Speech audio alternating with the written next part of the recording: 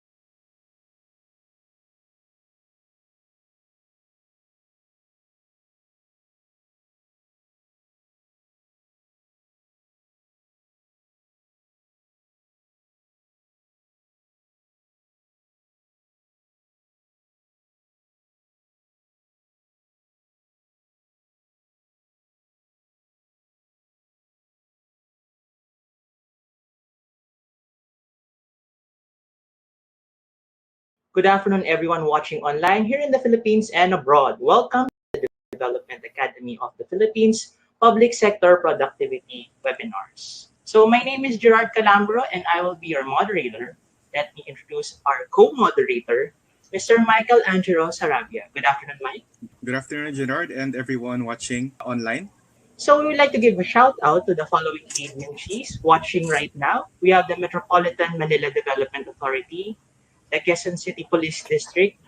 We also have the Commission on Higher Education watching us, the Department of Energy, the Philippine Ports Authority, the Department of Health.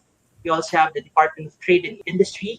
We also have participants from Mindanao, the Department of Education from Dinagat Islands. We also have the Cooperative Development Authority, the students and teachers from University of the Philippines, Los Baños, the Commission on Higher Education, the Commission on Elections. We also have the Mariano Marcos State University, and the National Mapping and Resource Information Agency. Good afternoon, everyone. Thank you for joining us today. I am Engineer Rene, and I would like to welcome you to this introductory course on root cause analysis. I will be showing you basic tools which will be very helpful and practical in solving repetitive problems in the office or in the factory. But first, let me ask you this question. How many times have you expected the report, but that report came a bit too late?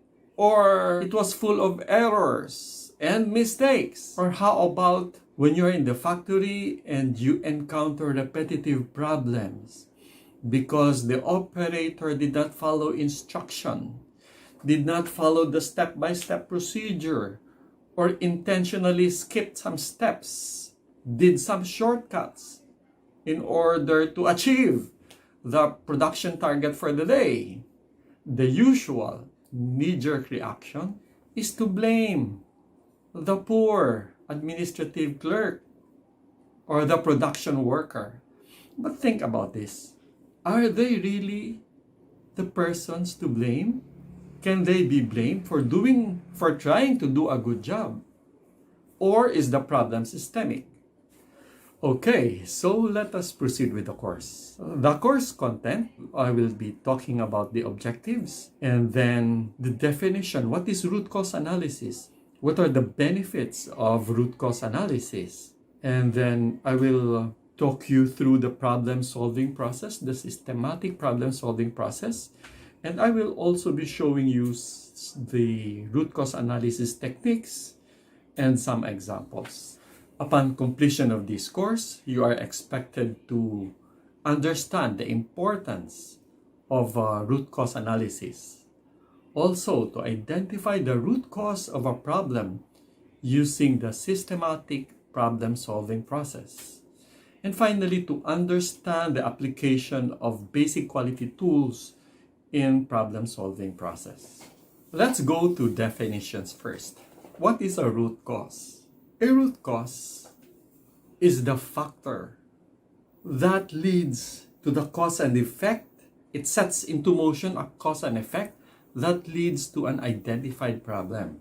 When this identified problem is eliminated, it prevents the recurrence of a problem in the same line or maybe in the other line, in the same line but different teams, or in the same line with different machines, or a combination of these possible scenarios for recurrence of a problem. That is why whenever there is a problem, recurring problem that happens in the workplace, it is very important that we have to zero in on the root cause of the problem. So what is root cause analysis? Root cause analysis is part of the complete problem-solving process. The step is number one, you have to identify the problem. Where did it happen? When did it happen? What machines were involved? What was the shift when the problem occurred? What were the type of materials? What was the batch of the materials? What were the environmental conditions when that problem occurred? Next is contain and analyze the problem. The third is finding the root cause of the problem by employing the basic techniques of root cause analysis, which we will discuss later on. There are three basic types of causes. These are the physical cause, the human cause, and the organizational cause. So after identifying the root cause, next step is to recommend and implement corrective actions. And the last and final steps is validation. Validate the effectiveness of the corrective actions that you have implemented. So what are the situations when you can use root cause analysis? Several situations. Number one, when there is an unexpected risk event. There was an earthquake and suddenly you do not have a steam supply, you do not have compressed air supply, you do not have power. Or when there is a process or product failure. Your lines don't work anymore as you expected them to work. Or when there is a damage or a loss to your product or to your property. Next is, this one is frequent when you have frequent production stoppages. Your efficiency is already very low. Your throughput is below your target. You can also use root cause analysis there.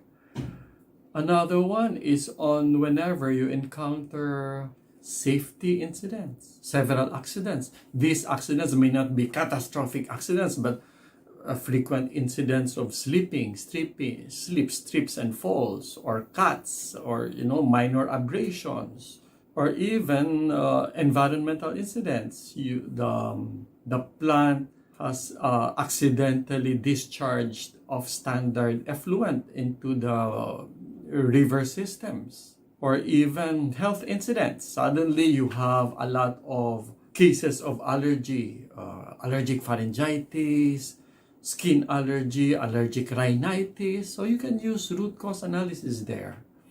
Also, when there is quality degradation, the product that you produce is off spec. It doesn't conform to the standard specifications that you have in your bill of materials, or there's a foreign body in your product, or you always get net weight is always off, which is actually very, very critical, that when you declare a product, it has to be within a certain tolerance of net weight. And finally, when there is a customer complaint, we always do things, we produce things, we want our customers to be satisfied, to be happy. We want to meet their requirements. If their requirements are not met, it results in customer complaints. Of course, we do not want that, because that will be bad for our business. So how does the problem-solving process differ from our usual approach? The usual approach is, whenever we encounter a problem, we do firefighting. For example, when there is a request for a permit, and then somewhere, somehow, in the processing of the papers, the paper got lost. So the action taken was to contact the requester, apologize, and then ask the requester to reapply until the requester got the permit. And then 2 months later, another requester came in asking for another permit, and then the paper was again lost. So contact that other requester again, apologize, ask the requester to reapply. So the same thing has happened again and again, always firefighting. What we want to happen now, the preferred approach, is that when there is a problem, we identify the problem. We still have to do that. Maybe do an immediate containment action. That containment action could be, again, asking the requester to reapply, or maybe we have a photocopy, scan copy. We recreate the scan copy with recreating it to a new form. But after that, let us now do a root cause analysis. You go through that process of why that problem happened in the first place. What were the causes of this problem? What are the root cause? So after we have identified the root cause, we implement solutions, we monitor, we validate the solutions, the actions, the corrective actions that we have implemented. And if these actions are effective, deploy across the company or across the function, across the department. So the first step in problem-solving process is to identify and understand the problem. We have to define what is the problem, when did it happen, how often does it happen, where did it happen, what were the conditions when that problem happened. Because we say that a problem well defined is a problem half solved. That is a saying from John Dewey. So in order to have a good definition of the problem, let me tell you the parts of a properly written problem. First, you have to state the findings. It is a clear statement of the problem. What the problem is, when did it occur, where did it occur, and what is the impact of the problem to your goals. Next, state the objective evidences, the supporting facts of the problem. These are facts gathered through your observations, through your interviews, through the records that you have gathered, as well as through the inspections that the people have made. And finally, the requirement. What are the needs and expectations of the customer? Be it stated or implied. Or it could be an internal requirement, maybe a specification sheet. Or it could be a regulatory or statutory requirement. Analysis is the next step after the problem definition. Keep in mind that you have to brainstorm for possible causes of the problem. Show the relationship among the causes. Validate these causes, and then identify the root cause and classify them according to controllability. After doing that, select now the major causes that are controllable at your end. So after identifying the causes of a problem, you have to validate this cause in order for you to identify the root cause as well as classify the controllability of these causes. How do you identify the root cause from the several causes, possible causes that you have identified? How do you pinpoint now the root cause? There are tools available, and you can see on the board or on the slide the root cause analysis techniques. There are several tools, from simple to complex, from Ishikawa diagram, the 5 whys. You can do brainstorming, you can do Pareto analysis, 3 diagram, FMEA, as well as other tools. These are the affinity diagram, DMake, Kepner, Trigo, is and is not analysis. There are several of them. The first one, and the most common, and also very simple, is the Ishikawa diagram, named after Kaoru Ishikawa of Japan, who was born in 1915 and died fairly recently in 1989. He was an engineer, a professor at Tokyo University in the College of Engineering. Kaoru Ishikawa pioneered the quality circles in Japan, which spread worldwide and is still being deployed and used until now. So we will discuss each of these tools, and I'll give you some examples for them in the succeeding slides. So again, as mentioned, the first two of these root cause analysis technique are the Ishikawa diagram and the 5 whys. You can use these two tools separately, but in my experience, these two tools, the Ishikawa diagram and the 5 whys, are usually combined. These tools are combined to find the root cause of a given problem. So, Ishikawa diagram. In Ishikawa diagram, you identify the causes and you classify them.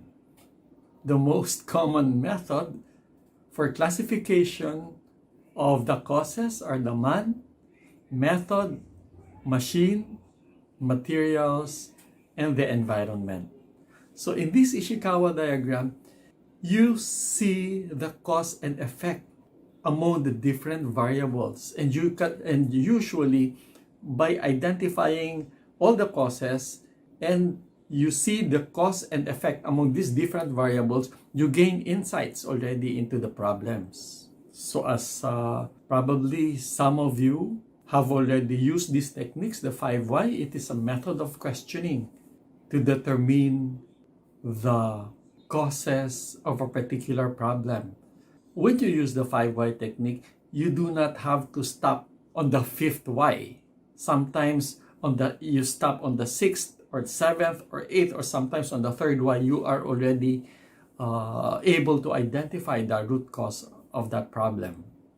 So in this slide, you can see the Ishikawa and the cause and effect diagram, or sometimes called the fishbone diagram. So it is a schematic diagram, as you can see here in this slide.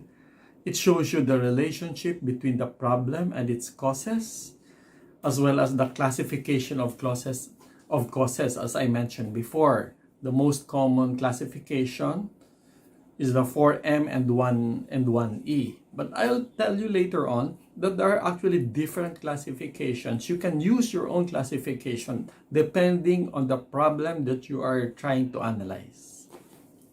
So here are the categories of causes. Manpower, arising from actions or performance of a person. Method, these are causes arising from systems or procedures or work instructions, policy directives of your company. Material, causes arising from items that are needed to produce a product or deliver a service. Machine, these are causes related to the use of tools, equipments, and machineries in the workplace. And finally, the environment. These are the conditions under which a certain product or a service is being made. This slide shows you examples of a probable cause that led to the problem. So a problem is the effect or the end result of a cause, while a cause is a factor which contributes to the occurrence of a problem. Example, low machine capacity utilization. Why? Because of uneven distribution of workload.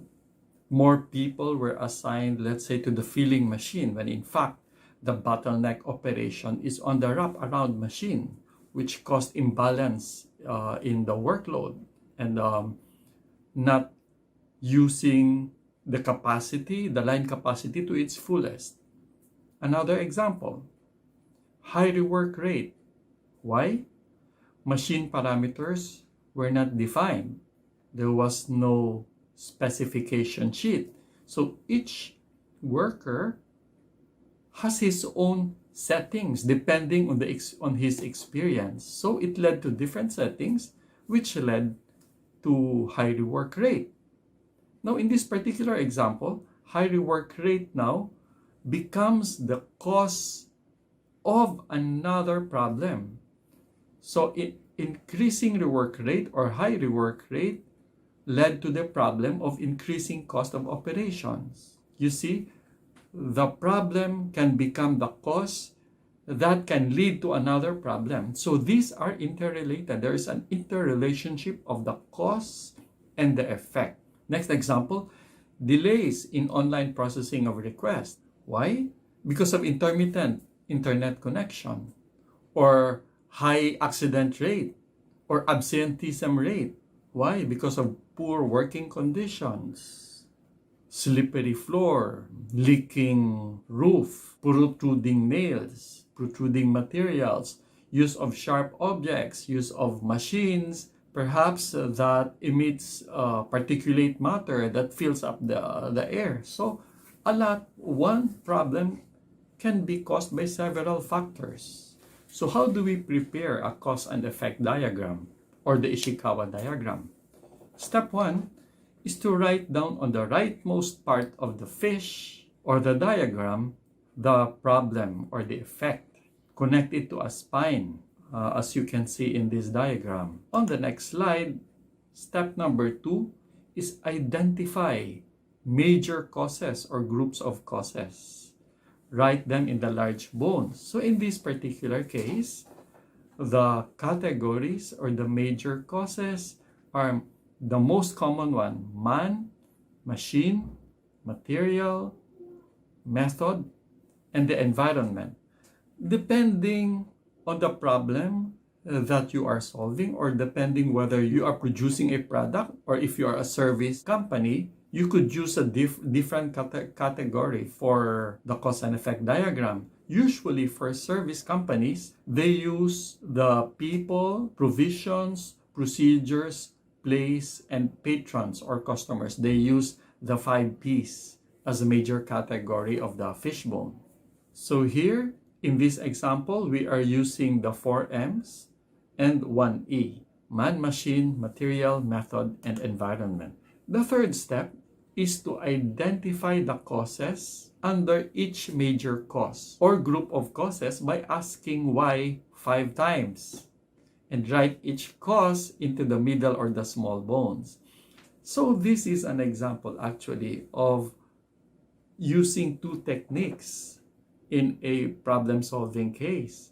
In this example, we use the Ishikawa diagram combined with the 5 whys. So you can actually use a couple of other tools to get to the root cause of a problem. Finally, the last step for drawing a cause and effect diagram is to determine whether a cause is controllable or uncontrollable.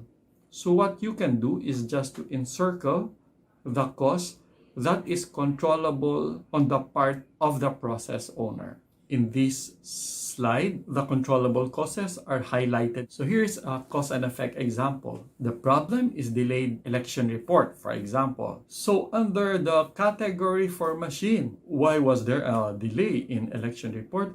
Because of slow vote count. Now, why was there a slow vote count? Because of inadequate number of counting machines. How come there is an inadequate number of counting machines? Because of equipment breakdown. And why is there an equipment breakdown? Because they're overused, overheating.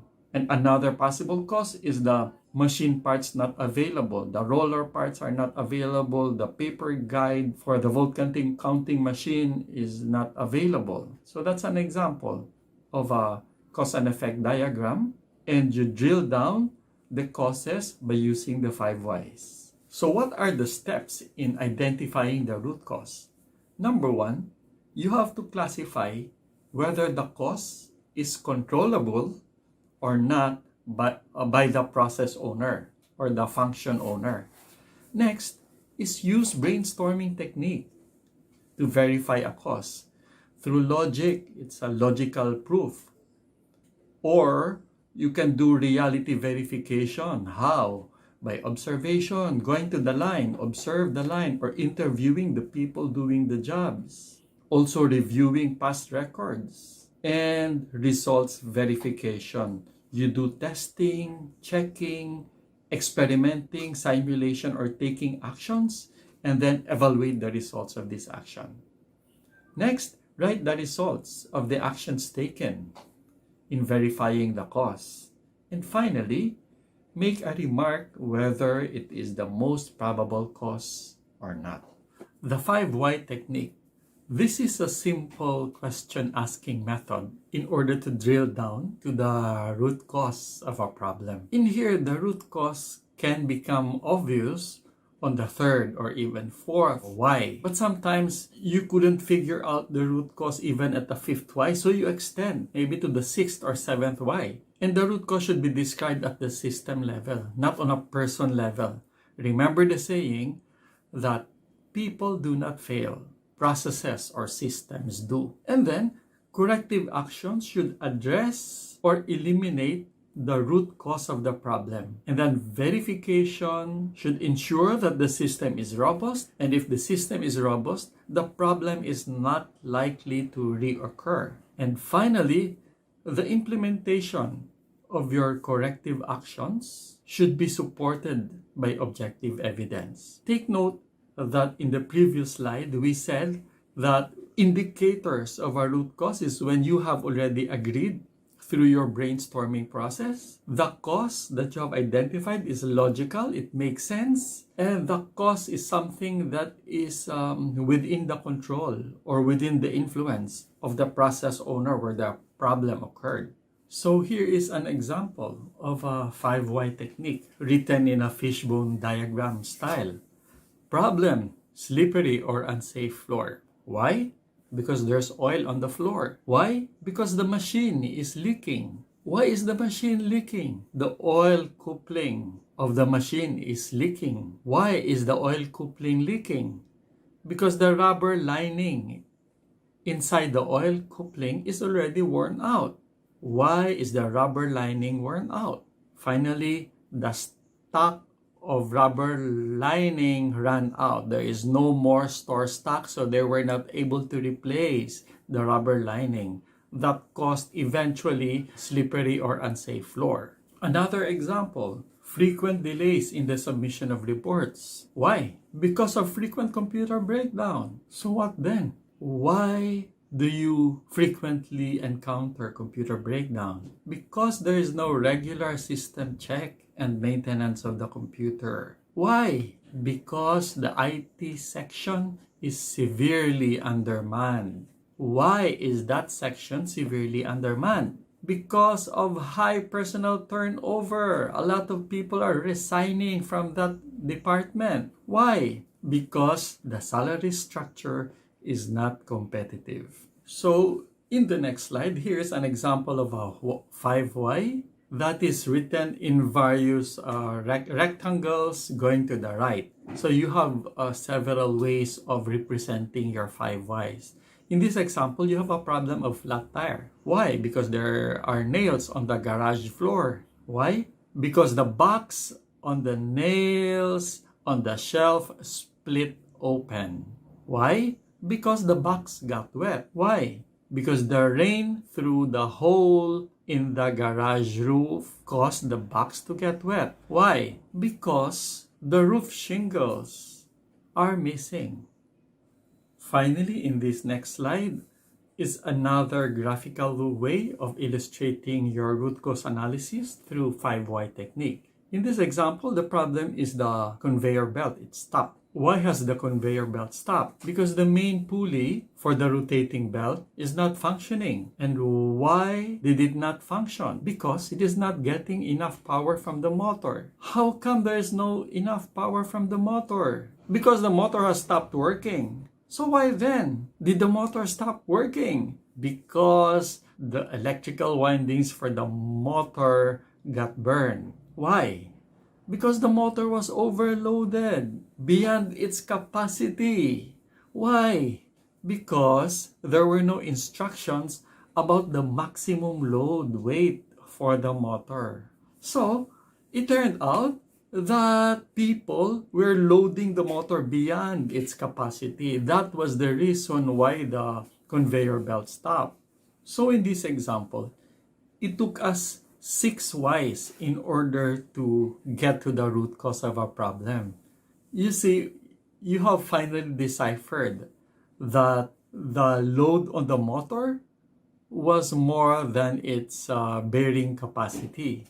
So you either need to replace the motor with a more powerful one or restrict the maximum load weight for the motor. On the next slide, it shows you that you have to be cautious in using the 5Y technique. In this particular example, it doesn't drill down to the system level for the root cause. It ends up with the personal attribute or decision of a person. It doesn't end up in the conditions that allowed the person to arrive at a certain decision. So it ended up in a personal level, not on the system level. So the root cause there is the employee, the driver, decided to accompany the boss to a drinking session. So it's human error. And then it ended there. That is actually not the true root cause of the problem. You know, the true root cause should end up in the system vulnerabilities of an organization. What were the conditions that allowed the person to make such a decision? So, again, it has to end up at the system level. It doesn't end up with human error. Okay, so this is just a caution for everybody, for anybody who will use the 5Y technique. The next slide We'll show you a problem of a bus that fell off the elevated highway. And then the root cause is that it was raining at the time of the incident. Is that the true root cause? So remember, the root cause, if we have to identify the root cause, it has to be controllable. So we shouldn't pinpoint a root cause that is force majeure or that is beyond the control of the persons. So these are the things that you have to keep in mind when you use the 5 why technique. So the next tool or technique is brainstorming. This is something that is familiar to us all, and I also like this technique because it creates a feeling of camaraderie among the team members. There's a feeling of belongingness. So it is actually a group process technique for getting a lot of ideas in a short period of time. So the method, the leader writes down the problem statement, and then each participant generates ideas about the causes of the problem. The session leader writes them down in full view of the others. And once these ideas are already laid down on the table, they start voting for the most popular idea. You can do this both two ways. Either round robin. So after one member of the group gives his idea about the cause of a problem, it goes on with the next member of the team and the next, and so forth and so on. Another technique for brainstorming is fast ideation, wherein the members of the team write down their ideas, the causes for a problem in a note or sticky pads as much as possible, and then they post it on the wall. So either of these techniques are okay. There are basic rules for brainstorming. Number one is no criticism, because if you at the brainstorming stage and you criticize or you shoot down the idea already, you stifle the initiative of that member, which we don't want, because we want everybody to participate without necessarily judging on the idea set forth by the member. Next, encourage wild ideas. No idea is so too wild. All ideas are acceptable. Next, strive for creativity and volume. The more ideas, the better. And then hitchhike on the idea of one. It not only builds up the morale of the one who set forth the idea, but it creates better and better ideas from an idea which doesn't seem feasible at first when you see the suggestion. But if you build on it, it gets more and more feasible and acceptable. So it is very important to hitchhike, and great ideas are generated from hitchhiking with earlier ideas already generated. And incubate, Take time to reflect on all the ideas listed. You do not have to rush, You can be given 3 minutes. Give your team 3 minutes. Okay, you think about these ideas. And then if you have some more ideas, you give it to the group. And use these ideas as is. No editing, no interpretation, no evaluation, no judgment by the leader. Next tool that we can use is the tree diagram. This tree diagram is also called a schematic diagram, tree analysis, or analytical tree, and hierarchy diagram. This tree diagram is used to break down broad categories into finer and finer levels of detail. It helps you move from vague or generalities to specifics, whether it's action plan or root cause analysis. You can use this tree diagram for pinpointing the true root cause of a problem. And you can also use this tree diagram when you have already pinpointed the true root cause and you are in the process of suggesting or looking for corrective actions already. I will show you an example of that one in the succeeding slides. So when do you use a tree diagram? Number one, when you already know an issue, and then you have to move from generalities to specifics and to finer levels of detail. Number two, and this is where I will be giving you an example, is when you already have the root cause of the problem and you are in the process of developing actions to carry out solutions or other plans. Next is when you analyze processes in detail and when probing for the, again, as I mentioned, when you can also use this to arrive at the root cause of a problem. You can use tree diagram when evaluating implementation issues for several potential solutions. And of course, as a communication tool to explain details to others. So a tree diagram has actually several uses.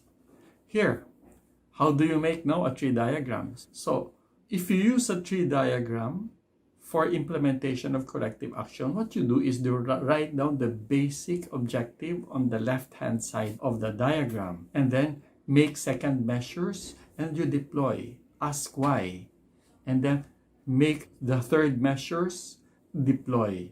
Continue with the deployment of the measures until you reach very specific and concrete action plans. And then at the end of the exercise, you confirm the relationship between your target or your objective as well as the specific measures at the right-hand side of the tree diagram.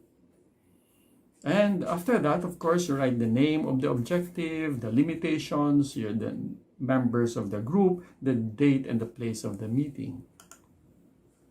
So in here, this is an example I mentioned as when you have an objective and you want to go into clearer and clearer or finer details of implementing action plans. In this particular case, to reduce the rate of back jobs by 50% by the end of the month. So, you want to increase the competencies of service personnel. The first measures would be to provide additional technical training and increase personal awareness on back job rate. Next, for you to provide additional technical training, you send this personnel into semi-annual seminars and workshops, or you conduct regular performance debriefings, and then drill it down further for you to be able to send personnel into semi-annual workshop. You get the support from top management, get the funds from them for you to conduct regular performance debriefing, schedule quarterly meeting for service personnel, document countermeasures, and so forth and so on. So that is an example of a tree diagram that you can use in your root cause analysis process. So those are the tools and the techniques that you can use for your problem-solving processes in the workplace. But I would like to give you just a few reminders on finding the root cause of a problem. So finding the root cause should use a disciplined approach. Use the technique. Do the systematic analysis. Don't skip a necessary step. And it is also important that you have to address the system problem. Do not stop at the human error. I will explain later on. Root cause process should be a team effort. It has to be verified. And again, as I mentioned, do not stop at staff or human error.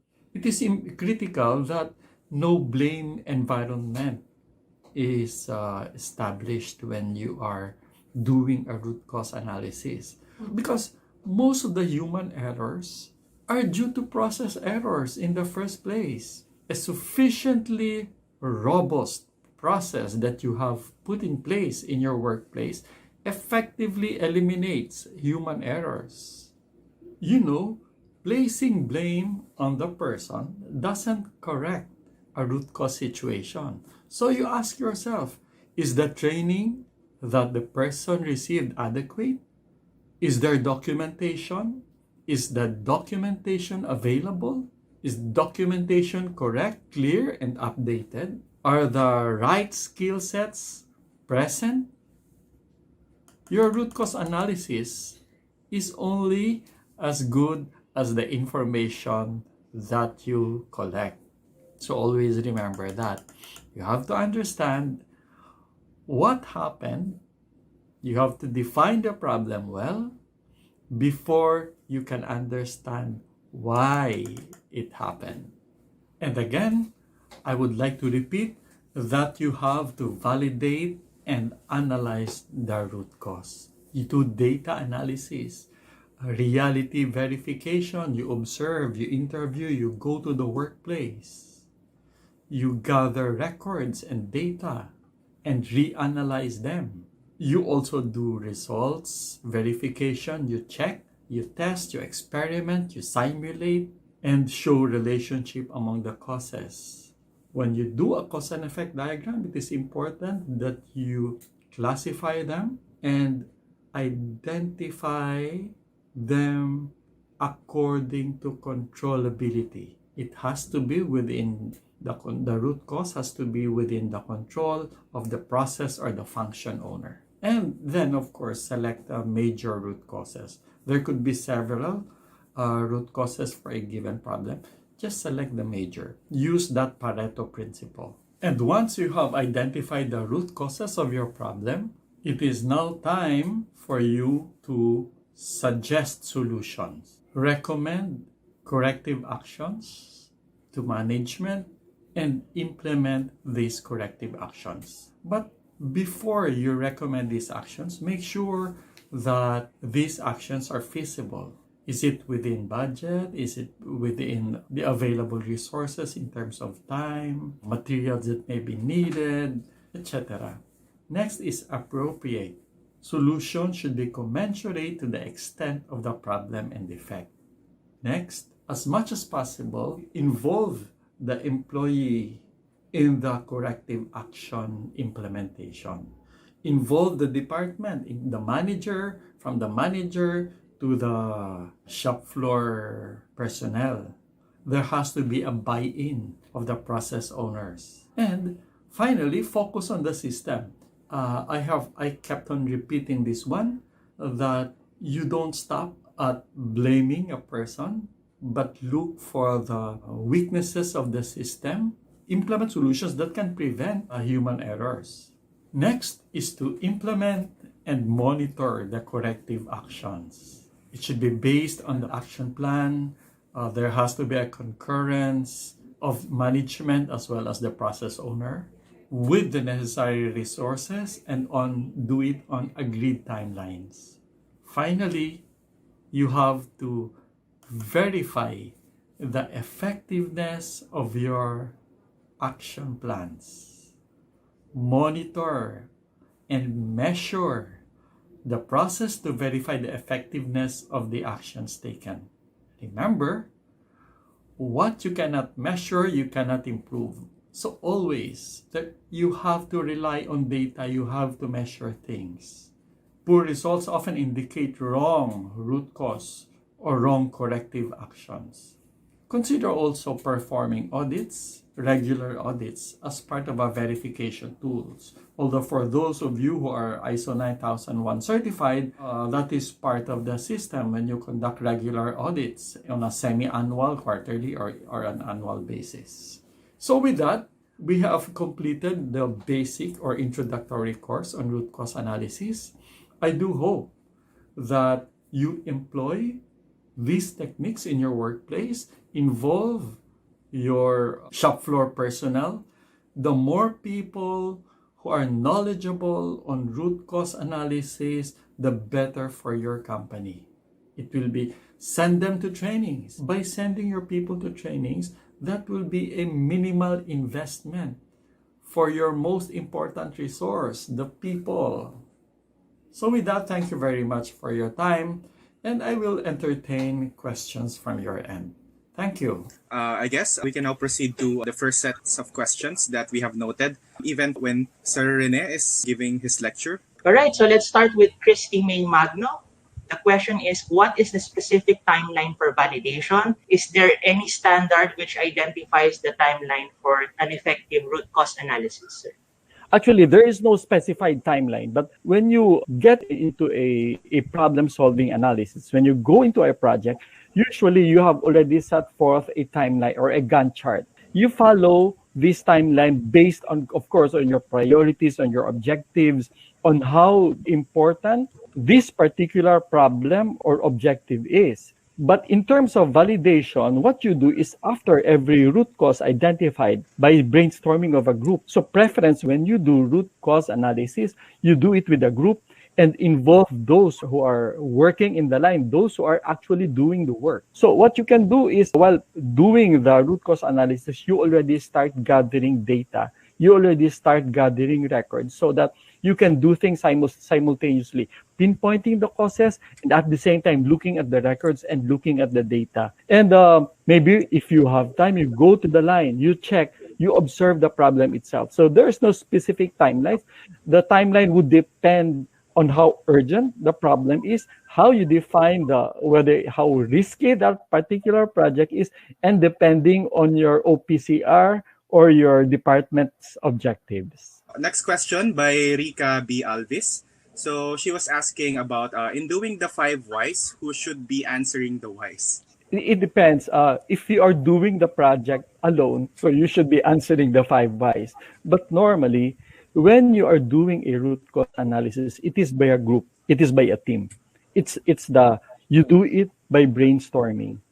I specifically love brainstorming because you interact with a lot of people, you discuss, you build camaraderie, teamwork. It's fun. And then everybody will give ideas. There's a saying that 2 heads are better than 1.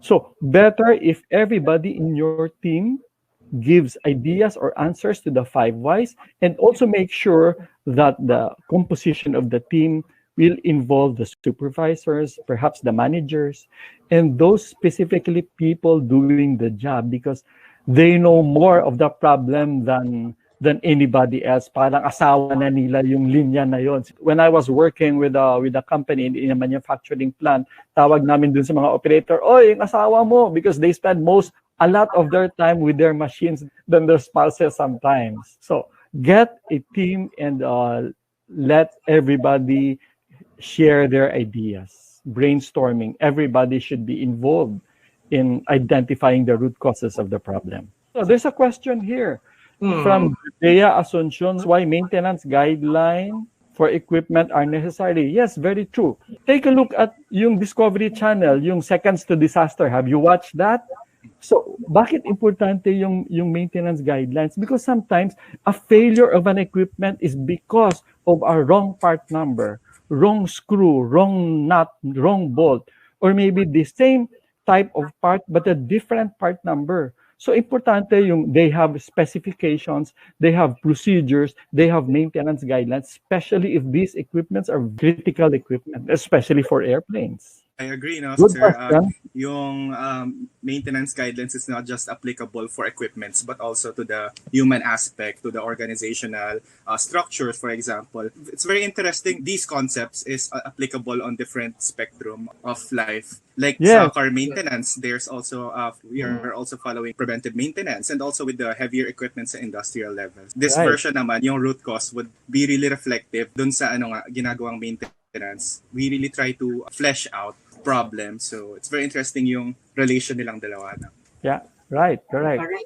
So going back as well to brainstorming, you have a question with Miss Gemma. She is asking, with the current situation of work from home setup, what tool can we use, maybe online, that you can recommend for the team to brainstorm for root cause analysis, even though we are apart or we are working from home, sir? So what online tool do you recommend, sir? Yeah, sure. There are a lot. Thank you very much for your question, Gemma. For a lot of you, this is a first time experience, The last time we had a pandemic was when? 1918, 100 years ago. And then ngayon lang. So this comes once in a lifetime. So ngayon lang nangyari yun, work from home. Initially, we thought, ang sarap ng work from home. Pero eventually, nakakapagod pala kasi because ang daming distractions, ang daming obstruction, masakit sa mata, nakaupo ka lang. Sometimes our chair are not ergonomic. But yung brainstorming tool, I am My preference is actually Google Meet. So it's better to Google Meet because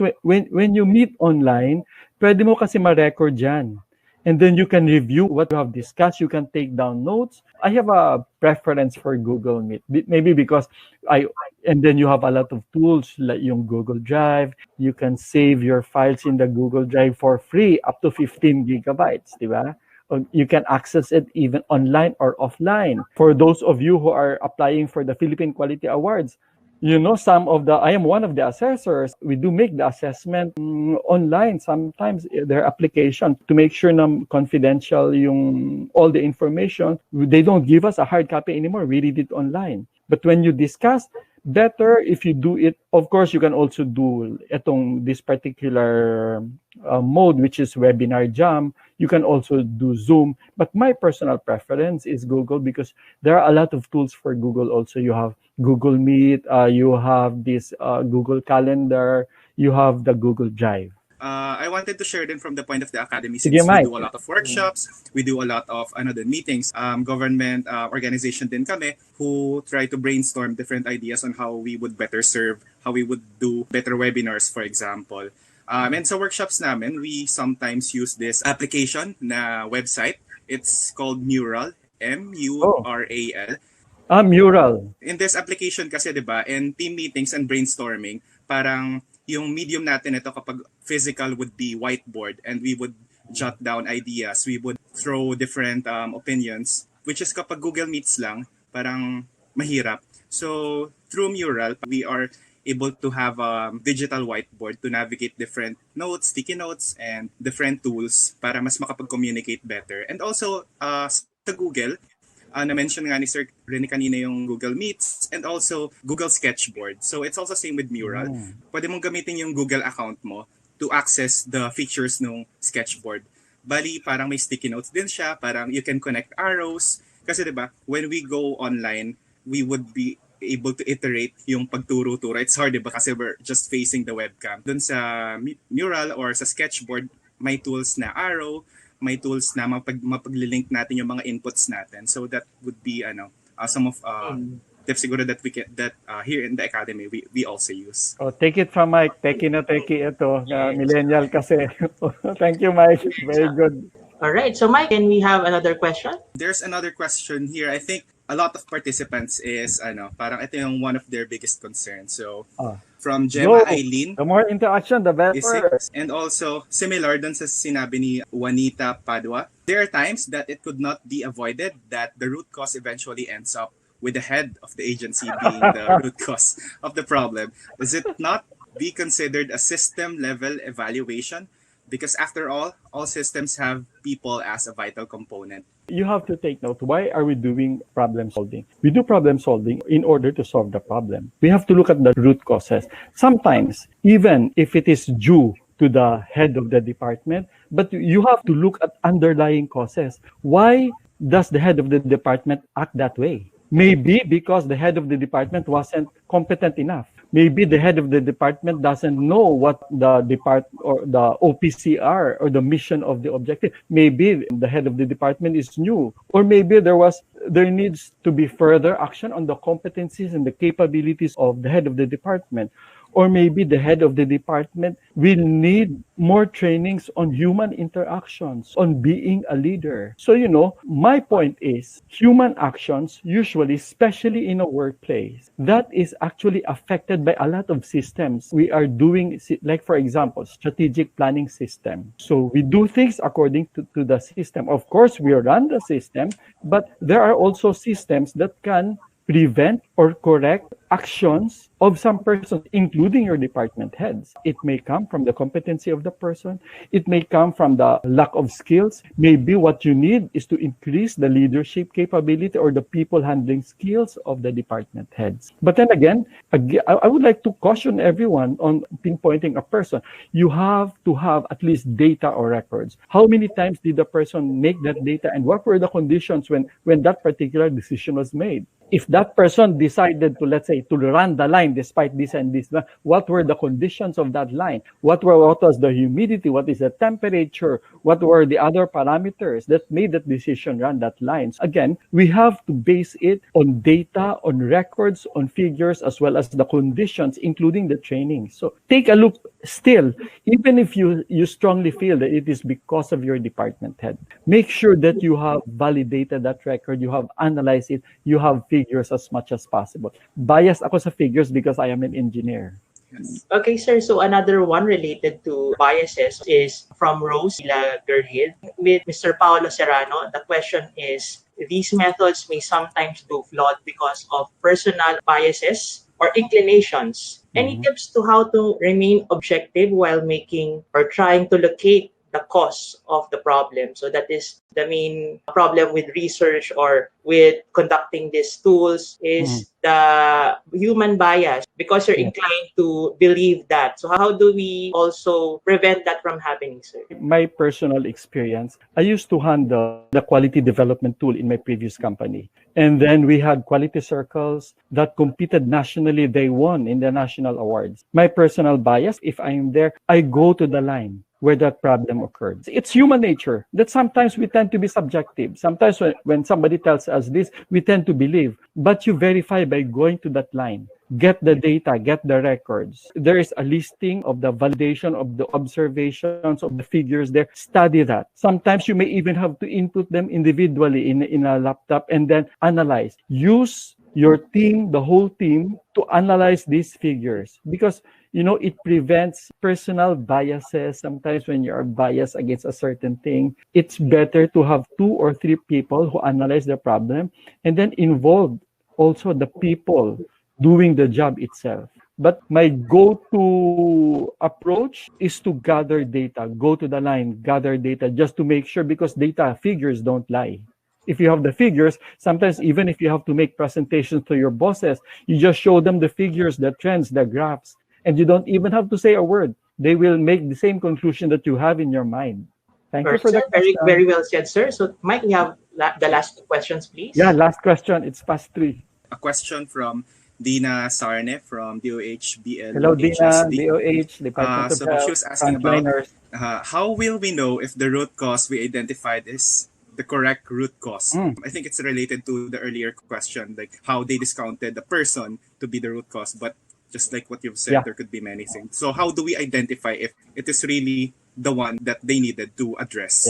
Dina, first of all, I would like to thank you for being the frontliner in this fight against COVID-19 during the pandemic. You still took time to attend this root cause analysis. Thank you for attending, and may your tribe increase. You identify the root cause by reaching at the consensus of your brainstorming of your group. Usually, you get your group, reach for a consensus if that is the root cause or not, and then validate that further. Maybe you have to do simulation. Maybe you have to do some experiments. Maybe you have to dig past historical records. But then again, the final arbiter would be a consensus of the group, of your team. All right, sir. So last 2 questions. I'll combine the question of Emmanuel and Malu. So is there a reference standard for root cause analysis? So this is related to, I think, the ISO. And another one is, who is supposed to be doing the verification and closure of the non-conformities? Okay. That's the last question. I think the one who asked the question is a member of the organization, and that organization is ISO 9001 certified. Yes, sir.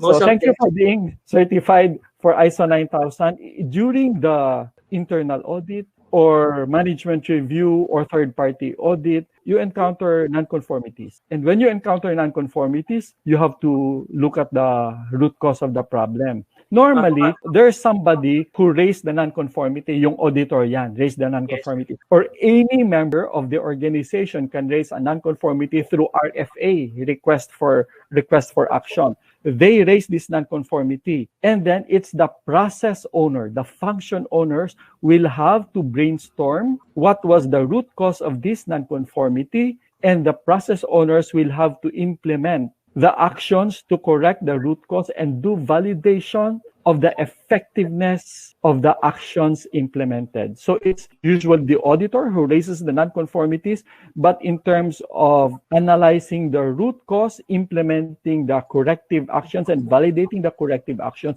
it is the process or the function owner. So I believe that was a very interesting discussion this afternoon. I would like to thank everyone for participating in this webinar session.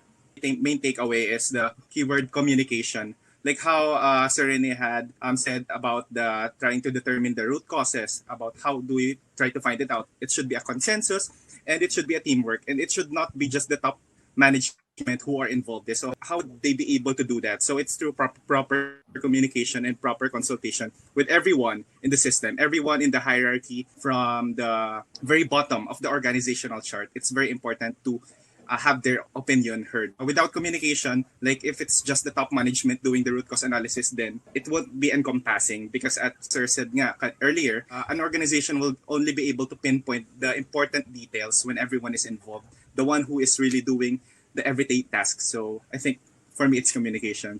And it's been a very productive afternoon today, right, And Sir G? engaging afternoon with everybody. Thank you very much. So on behalf of the Academy, I would like to thank everyone for watching, and we hope that you have learned a lot from this afternoon session. So again, my name is Gerard Calambro. My name is Michael Sarabia. And my name is Rene Alvarado. And thank you, and see you again on the next session of the Public Sector Productivity Webinars. Thank you.